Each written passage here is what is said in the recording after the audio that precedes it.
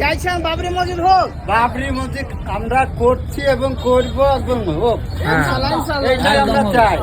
খুব সুস্থ শান্ত ভাবে আমরা চাই। বাবরি মসজিদে কতদূর কি কাজ হলো সেগুলো জানার জন্য আজকে আমি চলে আসলাম, আমি প্লাস আমাদের গ্রাম থেকে মৌলভী সাহেব। তো চলো গাইজ দেখি এখানে যারা কাজ করছে তাদেরকে জিজ্ঞাসা করবে মৌলভী সাহেব, তো আমরা শুনবো কি কি বলে। অ্যাকচুয়ালি যারা বাবরি মসজিদে কাজ করছে লেবার মিস্ত্রি, তো তাদেরকে জিজ্ঞাসা করা হবে। তো চলো দেখা যাক কতদূর কি কি বলে।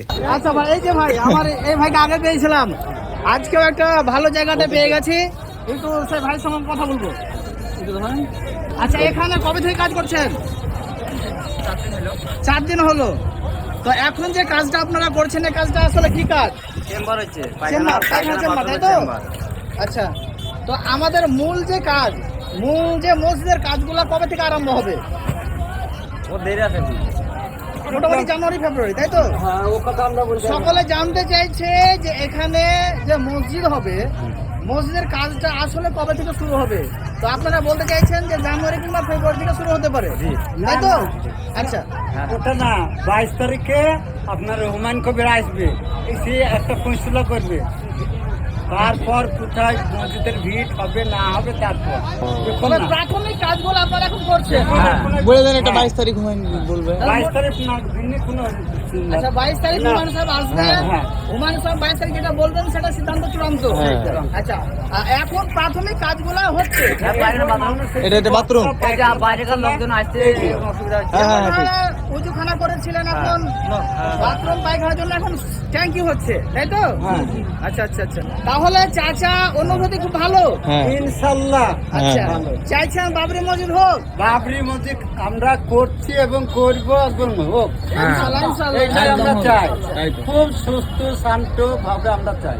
এখানে শুধু মুসলিমেরা আসতে পারে নাকি অমুসলিমেরা আসতে পারে দেখার জন্য? আমাদের আসতে পারে, কিন্তু আমাদের মুসলিমরা হলো মেন। আচ্ছা, মুসলিম মেন। তবে আমরা এর আগে দেখেছি, এর পূর্বে দেখেছি যে জগন্নাথ মন্দির যখন হয়েছিল, কিছু মুসলিম ব্যবসায়ীকে ওখানে ব্যবসা করতে দেওয়া হয়নি। এখানে কি এরকমটা আছে যে শুধু মুসলিমেরা ব্যবসা করে, অমুসলিমরা করবে না? এখানে কোনো মুসলিম, কোনো হিন্দু, খ্রিস্টান, বৌদ্ধ কোনো নাই, সবাই পেটের জন্য এসে খাচ্ছে। এটা হলো আমাদের ধর্ম নিরপেক্ষ দেশ। এটা আমাদের ধর্ম নিরপেক্ষ।